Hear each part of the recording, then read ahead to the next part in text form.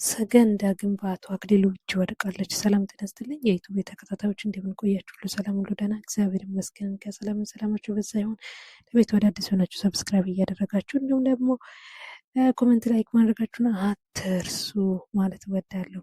ሰገን ድራማ ክፍል 10 ላይ እንግዲህ ድራማው ያለቀው መድብል ልጅቷ ስሟ ማን ነው እስቲ ታስታውሳለህ ብሎ ሞጌ ሲጠይቅ ሞጌም አስታውሶ ስነግረው ሰገን ትባላለች አልታወቃችሁም እንዴ ብሎ ነበር። እንዴ ብሎ በቃ ማለት በጣም ደንግጦ የበላውን ምግብ ሁሉ ካፏ አወጣ። ስሟ ሰገን እያለ ደጋግሞ ይጠይቅ ነበር። አዎ ስሟ ሰገን ብሎ ሲጠራት ነው የሰማሁት። እንዴት ሊሆን ቻለ እንዴት በማለት ይደነግጣል። እንግዲህ አይገርምም? በጣም ነበርኩ እኮ ምክንያቱም እንደዚህ አይነት ስም ሰምቼ አላውቅም ነበር ብሎ ከራሱ ጋር ይነጋገራል። ምክንያቱም ማንም ሰው የእሱ ፍቅረኛ ሰገን እንደምትባል የሚያውቀው ስለሌለ ሌላ ነገር ተውና አሁን በቃ ሰገን ስምሽ ከሌላ ሰው ሰማው በማለት እንግዲህ በሀሳቡ ደነገጠና ከዛ በሀሳብ ይሄዳል። በአንቺ ስም የሚጠራ ሴት አርቲስት ሰገን ይፈጠራል ብዬ አላውቅም ነበር በማለት ከራሱ ጋር ያወራል። ከራሱ ጋር እያወራ እያለ ያ ስምሽ ስለተጠራ ሰገን አሁንም ይኸው እንደዚህ ሲደነግጥ ከሰማይ ሆነሽ ትመለከቸኛለሽ? እስኪ ተይ ነይ መልአኩን አስፈቅደሽ መተሽ ወርደሽ ይቅርታ ልጠይቅሽ እያለ ከራሱ ጋር ማውራቱን ቀጠለ። መድብልም እንዲሁም ደግሞ ሞጌም ምን ተከስቶ ነው በማለት ከራሱ ጋር ደንግጦ እያዳመጠ ራሱን፣ ነገር ግን የገባው ነገር ምንም ስላልነበረ እሱም ከራሱ ጋር ያወራል። ከዛ ሞጌ በቃ መድብል ምን ሆነ ነው ግን ካለ የሆንኮ ነገር ካለ ቁጭ ብለ ለምንድን ነው እንዲህ የምትጨነቀው እያለ ያብሰለስላል። በቃ ችግር የለውም ወገን እንገናኛለን፣ በቃ ውጣ ሂድ እያለ ከዛም በኋላ ወጥቶ ወደ ቤቱ መሄድ ይቀጥላል። እዛ ፎቶዋንም እንግዲህ ያው ለሁሉም በትኖ ስለነበረ አቶ አክሊሉ ወዲያውኑ ወደ ቤት ተመልሶ መርዞ ቤቱን መፈተሽ ይጀምራል። ቤቱን መፈተሽ ሲጀምር እንግዲህ ምንም ሊያገኝ አልቻለም። ልክ መርዞ ቤት ገብቶ ቤቱን እየፈተሸ እያለ አንድ የስልክ ጥሪ ይደርሰዋል።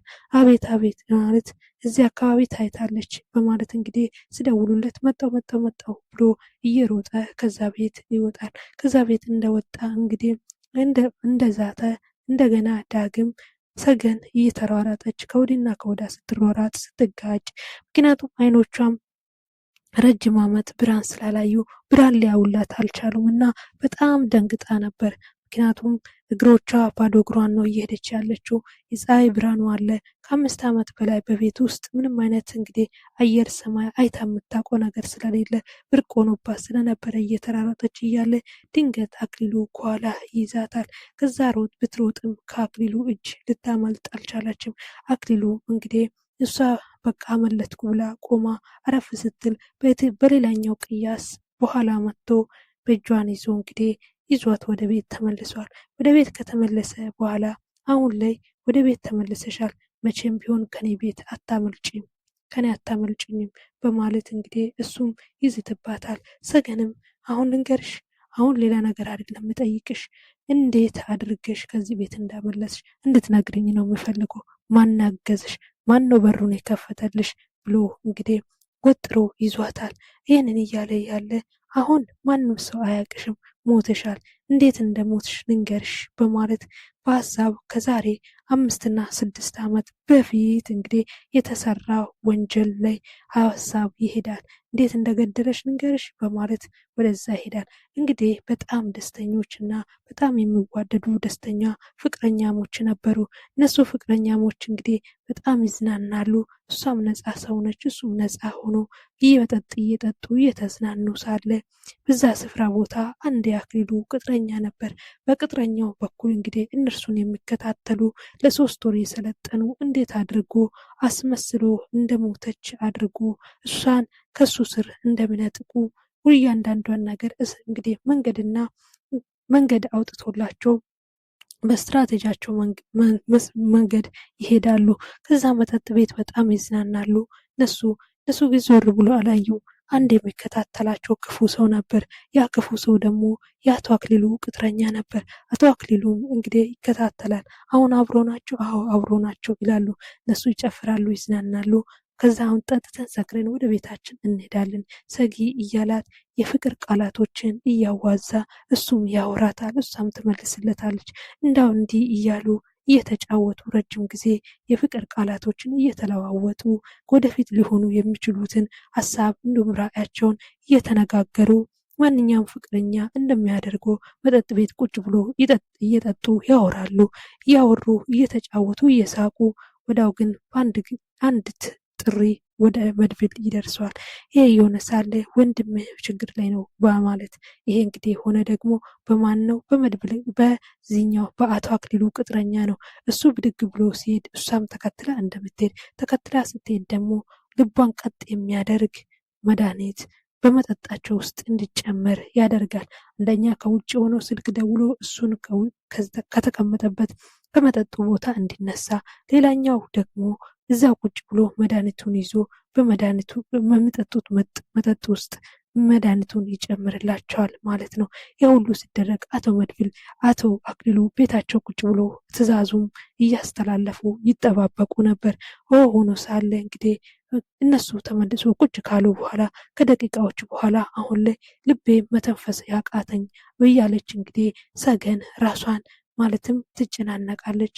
መተንፈስ ያቅታታል። ራሷን እንደ መሳት ይላታል። እንዴ ሰክረሽ ነው እንዴ ፍቅሬ? ደስተሽ ነው እንዴ ብቻዬ እያላት እንግዲህ እሱም በፍቅር ቃላቶቹ እያባበላት በቃ እንሄዳለን ሂሳብ ከፍለን ይላታል። ሂሳብ ከፍለን እንወጣለን በቃ ይበቃናል ብሎ እያሉ መኪናውን እንግዲህ አስቀድሞ ፍሬንም ቢንዲል አድርጓቸው ነበር።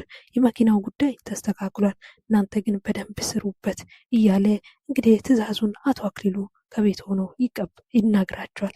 እየነገራቸው እያለ እንደዚሁ እያላቸው እንግዲህ እነሱም ስራቸውን ይቀጥላሉ። ከዛ ከቀጠሉ በኋላ እነሱም በቃ እንውጣ እኔ መተንፈስ እያቃተኝ ነው እያለ እንደምንም ደጋግፏት ይዟት ወጥቶ መኪና ውስጥ ይከታል። መኪናውን አስደስቶ ጥቂት ደቂቃ ከነዳ በኋላ ፍሬን እምቢ ይለዋል። እሱም ፍሬን እምቢ ከማለቱ በፊት እባክሽ ቀበቶ እሰሪ እያላት ስናገር ነበር። እሷም ያው በራሷ መድኃኒቱ ስለጠጣች ራሷን መቆጣጠር አቅቷታል። እነሱ ግን ይህ ሁሉ እንደሆነ ከሴራ እንደተሸረበባቸው አያውቁም ነበረና ከዛም በኋላ በቃ ወደ ቤታችን እንሄዳለን በማለት እባክሽ ማርዋ ቀበቶሽን እሰሪ ይላታል። ቀበቶሽን እሰሪ እባክሽ ማርዋ ብላትም እሷ ግን ቀበቶን ማሰር አልቻለችም። እንደው ትንሽ እንደሄዱ ፍሬን እምቢ ይላቸዋል። ፍሬኑ እምቢ ካለ በኋላ እንግዲህ ያው እነዛ መጠጥ ቤት ሲከታተል የነበረ ሰው ከነሱ ጀርባ ነበር። ከዛ ወስዶ ከአንድ ግንብ ጋራ መኪናውን አጋይቶ ያቆማል። ይህ ስል እንግዲህ እሷ በድንጋጤ ጸጥ ትላለች። ድንጋጤ ብቻ ሳይሆን በመኪና አደጋ ጉዳት ደርሶባት ሳይሆን የሰጧት መድኃኒት እንግዲህ ማለትም ልቧን ቀጥ እንዲያደርግ አድርጎታል። ምንስ እስትንፋስ እንደሌላት አድርጓል። ከዛም በኋላ ያ ተባባሪው መጣና እባክህ ራስን አድን እሷ ሞታለች ፖሊሶች እየመጡ ነው እያለ ቢያስተባብልም እኔ ግን ትቻት አልድም እያለ እምቢ ይላታል። እምቢ ብልም ግን በግድም ሆነ በውዴታ በራሳቸው ባዘጋጁት ወጥመድ ውስጥ እሱን ያስገቡታል። እሱን ካስገቡት በኋላ እሷ ሞታለች ተብላ እንግዲህ ሌላ ሰው መቃብር ወይም ደግሞ ባዶ መቃብር ወስዶ ለሱ ያሳዩታል። ለሱም ያዘጋጁት ቤት አለ። እዛ ቤት ውስጥ ያኖሩታል። እዛ ቤት ውስጥ ለረጅም ጊዜ ተቀምጦ የመሰው መቃብርም ሆነ ባዶ መቃብር ይሄ የሰገነት መቃብር ነው ብሎ ወስዶ ያ ከፖሊስ ያስመለጠው ሰው ያሳየዋል። ሄደው እዛ አልቅሶ እርሙን ያወጣል። ሁልጊዜም እየሄደ እዛ ስፍራ ላይ እንግዲህ እስቲ ቀና ብለሽ ባንቺን በወደድኩት ልቤ ሌላ ሰው መውደድ እኮ አቃተኝ እያለ ፍቅሩን ይገልጥላታል። ያው የሞተ ሰው ቀና ብሎ አያይም፣ ግን ማንም ቀና ብሎ ከዛ ሊያየው የሚችል የለምና እሱም ያንን ነገር ሁልጊዜ እየሄደ በመቃብሩ ቦታ ያደርጋል። እንግዲህ አቶ አክሊሉ እንደዚህ ያድርጎ ነው ሰገንን ወደ ቤቱ ይዞት የገባ። ይሄ ሁሉ ከሆነ በኋላ ይህን ሁሉ ሰርቼ ነው አንቺን ከዛ የወሰድኩት በማለት እንግዲህ በኩራት ይናገራል። ሰው ሳይወድ በግድ ራሱ አድርጎ ቤት ውስጥ ቁም እስረኛ አድርጎ በማስቀመጥ በኩራት ይናገራል ማለት ነው። ይህ ሁሉ ካወራ ከተናገረ በኋላ ላይ